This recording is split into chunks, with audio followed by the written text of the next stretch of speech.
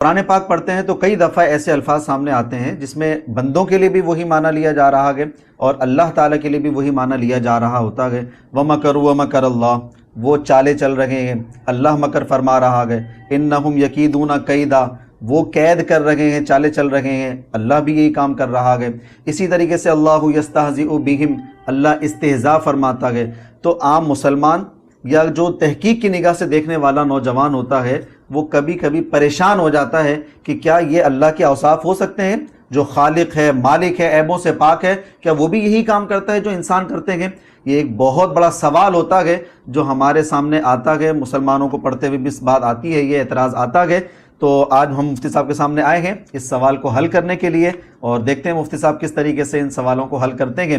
اور آگے چلنے سے قبل میں آپ سے عرض کر دوں، ہماری بہت جلد کلاس شروع ہونے والی ہے، اور جو تفسیر کی کلاسز ہوتی ہیں ان میں ایسے ہی مضامین کو ڈسکس کیا جاتا ہے، سمجھایا جاتا ہے، بتایا جاتا ہے کہ کہاں پر کس لفظ کا کیا ترجمہ بنے گا، کیا ترجمہ نہیں بنے گا. پھر الحمدللہ سارے اشکالات، سارے اعتراضات دور ہوتے چلے جاتے ہیں.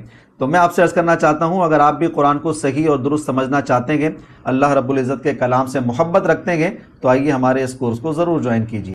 اچھا سر، یہ سوال موصول ہوا ہے اور یہ مسئلہ بھی بہت ٹینشن دیتا ہے. جب قرآن پاک میں الفاظ آ جاتے ہیں تو وہ جو الفاظ انسانوں کے لیے آ رہے ہیں وہی الفاظ اللہ کے لیے استعمال ہو رہے ہوتے ہیں.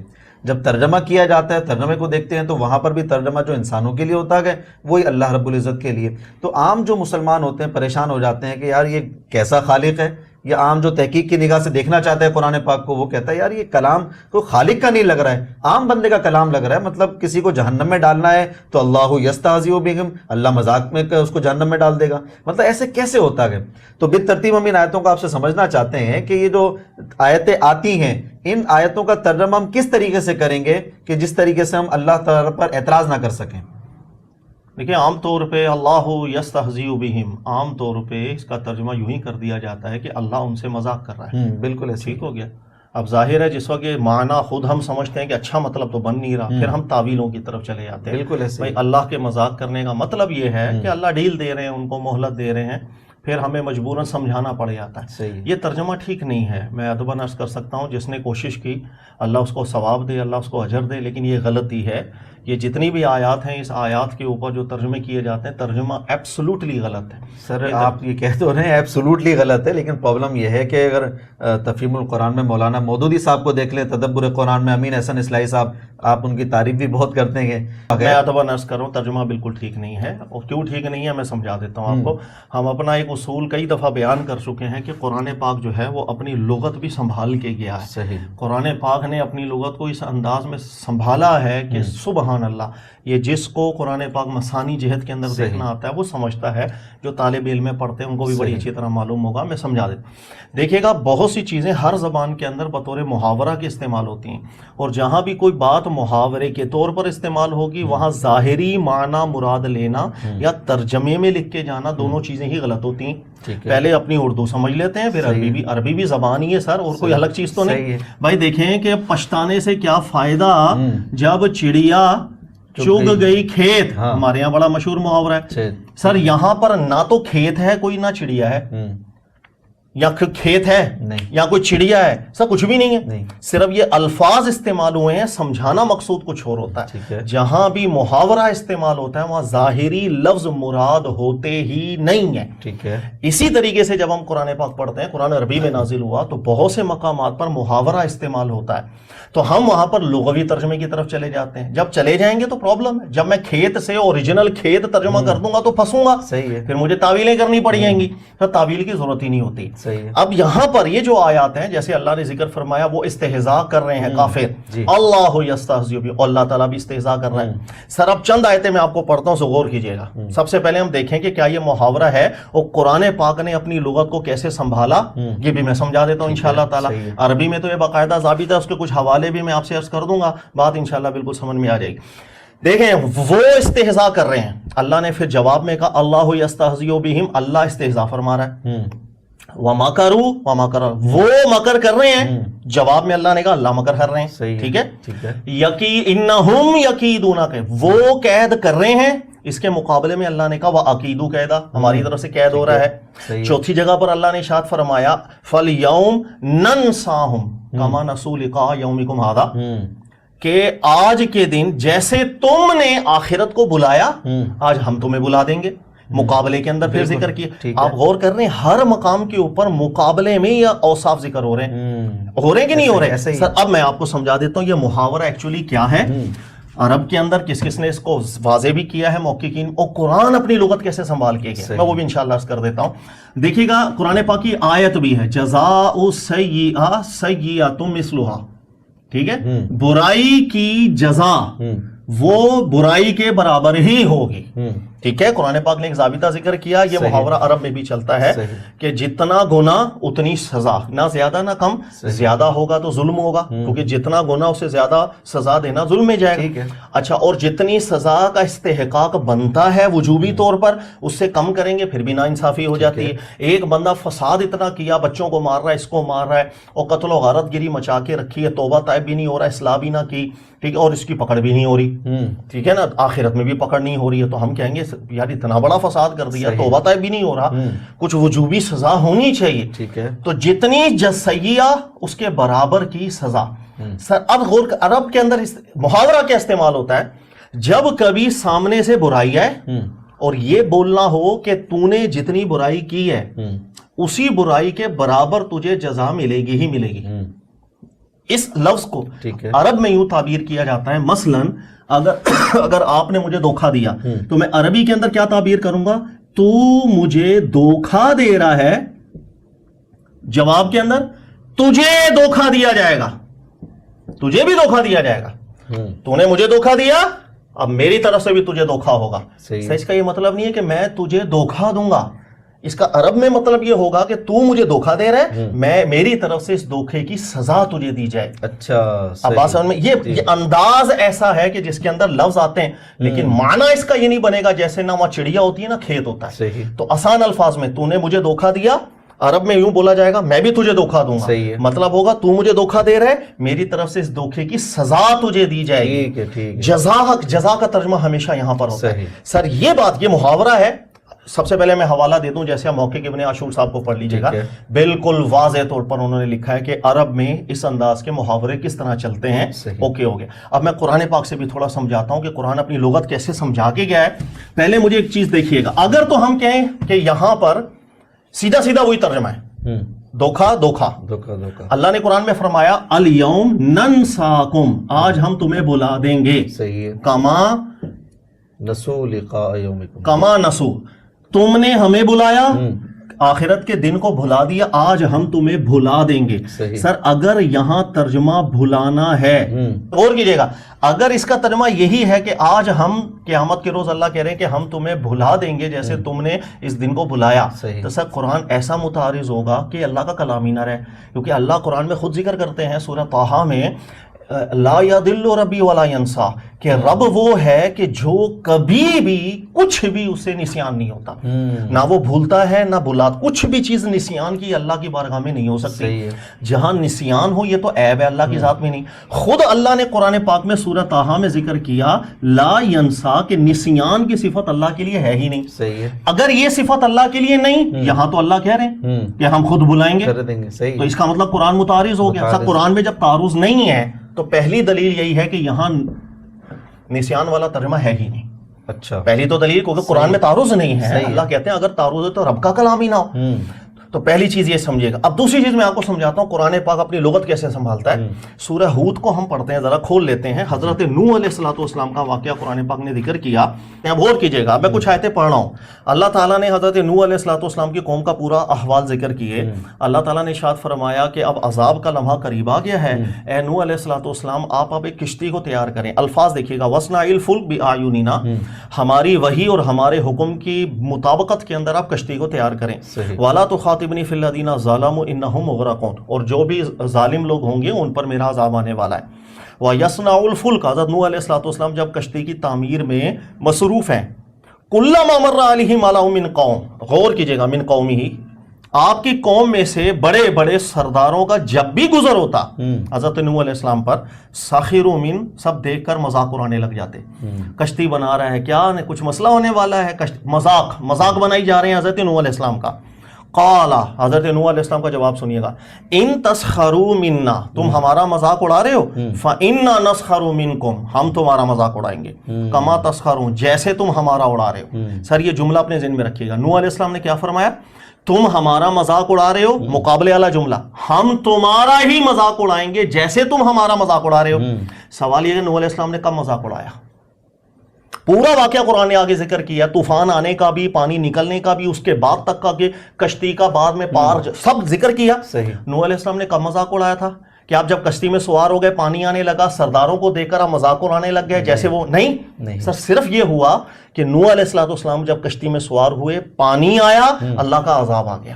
سر جب انہوں نے مذاق اڑایا ہی نہیں تو کیا نوح علیہ السلام نے جھوٹ بولا تھا کہ تم ہمارا اڑا رہے ہو مذاق، انقریب ہم تمہارا مذاق اڑائیں گے؟ نو سر، یہ وہی محاورہ ہے جس کو میں نے سمجھایا۔ محاورے کا مطلب نوح علیہ السلام کا کہنا یہ تھا تم ہمارا مذاق اڑا رہے ہو، اسی مذاق کا اب جو جزا اللہ تمہیں دینے جا رہے ہیں وہ ہم دیکھیں گے، وہ اس کے برابر ہوگی، کما تسخرون، جتنی تمہاری سزا بنتی ہے اس کے برابر ہی سزا اور جزا ہوگی۔ اب بات سمجھ میں آئی ہے؟ سر قرآن اس طرح اپنی لغت سنبھال کے جاتا ہے، عرب کے اندر یہ باقاعدہ ضابطہ بھی ہے۔ نمبر 2، قرآن پاک نے بہت سی تصاریف کر کے بات سمجھا دی اچھے طریقے۔ لہٰذا خلاصہ کیا ہوا؟ سر خلاصہ یہ ہوا کہ جہاں پر بھی ایسے اوصاف مقابلے میں ذکر ہوں گے وہاں ترجمہ کیا بن جائے گا؟ دیکھیے گا، جہاں بھی مقابلے کے طور پر آئیں گے، پہلے اللہ نے ذکر کیا وہ لوگ مستہزئون، مذاق اڑا رہے ہیں، اللہ یستہزئ بہم، لیکن اللہ ان کے استہزاء کا بدلہ دے گا۔ یہاں یہ ترجمہ بن جائے گا، یا یہ ترجمہ ہی نہیں کہ اللہ ان سے مذاق کر رہا ہے، اللہ بدلہ دے گا۔ اور لیکن تعبیر اسی طرح کیا جاتا ہے، یہ عربی لینگویج ہے، جا کے پڑھ لیں سر، اصول لکھے ہوئے ہیں، جا کے دیکھ لیں، سب نے لکھے، متفقہ لکھیں۔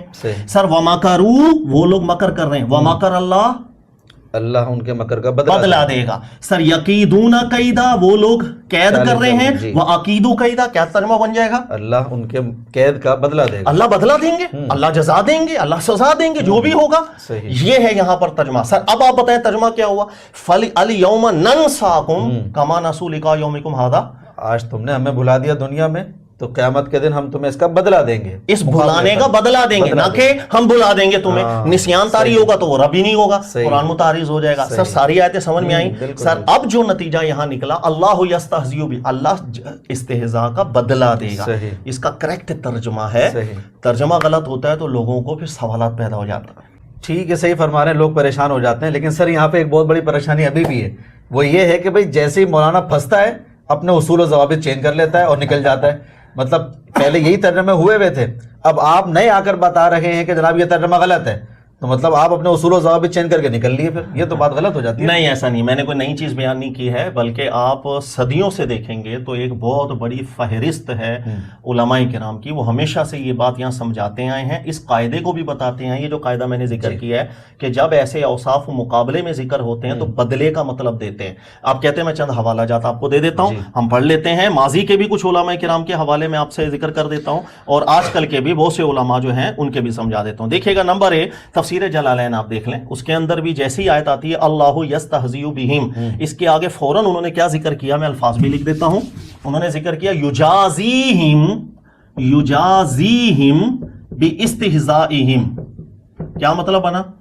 اس کا مطلب ہے اللہ ان کا بدلہ دے گا، ان کے استہزاء کا اللہ نے بدلہ دینا ہے، لیکن انہوں نے ضابطہ ذکر نہیں کیا۔ اچھا آگے ہم چل لیتے ہیں، آپ دیکھیے گا تفسیر سعدی، اگر اس کا مطالعہ کریں، اللہ یستہزئ بہم، فوراً آگے انہوں نے ذکر کیا ھذا جزاء لہم، یہ جزا کی بات چل رہی ہے، قاعدہ آتا ہے نا عربی کا تو دیکھ لیجئے گا، ٹھیک ہے۔ اچھا لیکن انہوں نے بھی فی الحال ابھی تک قاعدہ ذکر نہیں کیا، میں کچھ اور حوالے دیتا ہوں۔ تفسیر بغوی کا مطالعہ کریں گے، انہوں نے بھی ذکر کیا اللہ یستہزئ بہم، فوراً آگے لکھا ای یجازیہم باستہزاء، اللہ تعالیٰ بدلہ دے گا۔ توجہ رکھنا، یہاں ترجمہ یہ بنے گا، اس لیے کہ یہی محاورہ یہ چلتا ہے۔ اچھا اس کے بعد تفسیر ابن کثیر کو آپ پڑھیں گے تو انہوں نے تھوڑا ضابطے کی طرف اشارہ بھی کر دیا۔ وہ کیسے؟ آیت آتی ہے اللہ یستہزئ بہم، تو محقق ابن کثیر کہتے ہیں جواباً لہم و मुकाबलतन अला सनीइहिम, उन्होंने कहा गौर करना ये जुमला मुकाबले के अंदर आ रहा है। सही। और जब मुकाबले के अंदर जुमला आता है तो ऐसी औसाफ बदले का माना दिया करते हैं। तो मुहक्किक इब्न कसीर ने ज़ाबिती को मेंशन कर दिया। इसके अलावा भी आप कहते हैं, मैं 20 हवाले आपको और भी दे सकता हूं जो उलमा किराम ने जिक्र किया। चले अब आजकल के भी देख लिए, कोई नई बात नहीं है। आप अब्दुल करीम असरी साहब को भी मुताला करेंगे, तर्जमा काफी बेहतर करके गए हैं, ये तर्जमा तो उन्होंने बिल्कुल नहीं किया। इसके अलावा आप देखेंगे मुफ्ती गालिबन कासिम साहब हैं, तफसीर का तर्जमा उन्होंने किया, तफसीर भी लिखी हुई है कंजुल इरफान नाम से, सिरातुल जिनान इनकी तफसीर का नाम है, कंजुल इरफान नाम है तर्जमे का। बिल्कुल एग्जैक्ट ये तर्जमा उन्होंने किया, अल्लाहु यस्तहज़ियु बिहिम, कि अल्लाह ताला उनके इस्तेहज़ा का बदला उनको देगा। ये एग्जैक्ट यहाँ पर तर्जमा बनता है। उसूल दोबारा कहेंगे, मैं बता देता हूँ। मोहम्मद बिन सालेह उसैमीन साहब ने बड़ी प्यारी बात से समझाया कि अगर किसी को ये उसूल नहीं आता तो गलती करता है। उन्होंने दूसरे अंदाज में समझाया, आप कहते हैं तो मैं भी बता देता हूँ। हमारे उस्ताद के उस्ताद गुजरे हैं, बात बड़ी प्यारी करते हैं। उन्हें कहा देखिएगा, मुस्तहजी क्या अल्लाह की नाम हम रख के या सिफत रख के पुकार सकते हैं अल्लाह को? नहीं। क्या मकर करने वाला, इसका इसमें फाइल बनाएंगे तो क्या बनेगा? माकिर। माकिर। क्या अल्लाह ताला को हम इस नाम से सिफत के साथ पुकार सकते हैं? नहीं, बिल्कुल नहीं पुकार सकते। या अकीदु कैदा, कैद लफ्ज के इसमें फाइल के सीगे से नहीं कर सकते। मोहम्मद बिन सालेह उसैमीन साहब ने कहा ये बात हमेशा ज़हन में रखना, जब कभी ऐसे औसाफ मुकाबले के तौर पर आते हैं तो वो अपने मुस्तकिल तौर पर वस्फ बनने की सलाहियत रखते ही नहीं है। इसलिए अल्लाह को या मुस्तहजी कह के पुकारना मना हो जाएगा। क्यों? ये मुकाबले में ही आएगा, मुकाबले का ही माना देगा। और ये लफ्ज अल्लाह की शायान शान है कि जो जुर्म करेगा इस्तेहकाक होगा, सजा तक उसका जुर्म जाएगा, तो अल्लाह की तरफ से उसके जुर्म के मुताबिक उसको सजा दी जाएगी। ये बात शायान शान है, इसके अंदर कोई भी चीज नहीं है। तो इस अंदाज में मोहम्मद बिन सालेह उसैमीन साहब ने भी जिक्र किया कि इस्तिक़लालन ये औसाफ नहीं कह सकते, मुकाबले के तौर पर कह सकते हैं। मुझे उम्मीद है समझ में आ गई होगी। ठीक है सर, यहाँ तक तो बात बहुत अच्छे तरीके से समझ में आ गई और अल्लाह की रहमत से उम्मीद है नाजरीन को भी बहुत अच्छे तरीके से समझ में आ गई होगी और इंशाल्लाह वो जो एतराज़ात होते हैं नौजवानों के जहनों में वो नहीं होंगे। बिलखुसूस ये जो आपने आयत पाक पढ़ी है ना सूरह हूद की, हज़रत नूह अलैहिस्सलाम जो फरमा रहे हैं जिस तरह तुम मजाक उड़ाओगे हम भी तुम्हारा इस तरीके से मजाक उड़ाएंगे, इससे तो और क्लियर हो गया है कि बात मुकाबले की चल रही है। कमा तस्खरून, बात मुकाबले की चल रही है। बेहतरीन हो गया आगे। बस अब थोड़ी सी इसके अंदर और वजाहत खुलासतन कर दीजिए कि यहाँ पर मुकाबले का तर्जमा करना हमारी मजबूरी है या ज़रूरत है या अल्लाह के औसाफ की वजह से कर? अरबी कुरान अरबी में नाजिल हुआ, अरबी का ज़ाबिता है। अच्छा। कि जब कभी जुर्म के मुकाबले में बराबरी की सजा की बात की जाती है तो उसी वक्त से ताबीर कर दिया जाता है। ऐसे कई दफ़ा हमारे उर्दू में भी जुमले चलते हैं, हम भाई उसने मेरे को धोखा देता है। जैसे मैंने शुरू में भी मिसाल में बताया था, यार वो मेरे को धोखा दे रहा है, मैंने अपने बच्चों को देने दो, कोई मसला, देखना उसके साथ खुद फ्रॉड होगा, जैसा करोगे वैसा भरोगे। इस अंदाज के हमारे भी बहुत से जुमले चलते हैं, लेकिन मुहावरे हर जबान में होते हैं, इस्तियारे हर जबान में होते हैं, उसके ज़वाबित पता होने चाहिए। अजमी लोग जब कभी कुरान का तर्जुमा करते हैं तो वो बिल्कुल एग्जैक्टली जैसे कहते हैं ना अरबी पे महारत, तो ऐसा नहीं हो पाता, गलतियां हो जाती हैं। अल्लाह ताला फिर भी सवाब दे। इसी वजह से मैं अक्सर जिक्र करता हूँ, हमारे उस्ताद मोहतरम एक चीज़ से वो डरते रहे हैं, वो यही है कि हम जो इनफरादी हैसियत में तफसीरें या तराजिम करते हैं ना, वो डरते थे इस चीज़ से, यार एक की तवज्जो नहीं जा रही, दूसरे की जानी चाहिए। इज्तिमाई और कलेक्टिव एक कोशिश होनी चाहिए तर्जुमे के ऊपर, बल्कि उनका तो रुझान इस तरफ होता है कि एक मुल्क है ना तो उसका एक तर्जुमा होना चाहिए। अच्छा, हाँ, वो कहते हैं बिल्कुल सब बैठ करके हर जिहत के अंदर गौर करें और ऐसा तर्जुमा कुरान पाक हो सामने तो हर एक एक का ध्यान नहीं जाता, दूसरे का जाता है, दूसरे का नहीं जाएगा, तीसरे का चला जाएगा। लेकिन जितने ज्यादा फिर तराजिम हो जाते हैं ना, फिर लोगों में सवालात ऐसे ही आते हैं जैसे आप कर रहे हैं, या मौलाना तू ठीक है तो फिर इन्होंने ऐसा क्यों लिखा, हम क्या जवाब दें? अच्छा भाई ठीक है, आज आप फंस गए हो तो आपके उसूल चेंज हो गए, हालांकि कोई उसूल चेंज नहीं हुए। मैंने आपको माजी के कितने उलमा के हवाले दिए, सबने इस बात को जिक्र किया, लेकिन फिर सामने वाले को तसल्ली बख्श ऐसा जवाब मिले कि उसको भी दिल सुकून में है, ये थोड़ा मुश्किल हो जाता है। तो ये चीजें हैं, वक्त के साथ आजमाइश है। ईमान वालों के लिए भी दुनिया आजमाइश है सर, जो ईमान वाले नहीं है उनके लिए भी आजमाइश। सही, ठीक है सर, बहुत शुक्रिया। और भी कुछ ऐसी आयात हैं जिसके तर्जुमे हमारे यहाँ मुख्तलिफ होते हैं, लेकिन वो अल्लाह के शान निशान लगते नहीं हैं या नबी अलैहिस्सलाम के शान निशान लगते नहीं हैं, तो उन आयत को भी इंशाल्लाह हम बाद में लेंगे। जी नाज़रीन, हम अपने जो कोर्सेज होते हैं उन कोर्सेज में ऐसे ही कुरान पाक को हल करते हैं, जो भी एतराज़ात होते हैं जहन में दिमाग में वो सब के सब दूर हो जाते हैं। तो मैं आपसे अर्ज़ करना चाहता हूँ कि इस कोर्स को ज़रूर ज्वाइन कीजिए।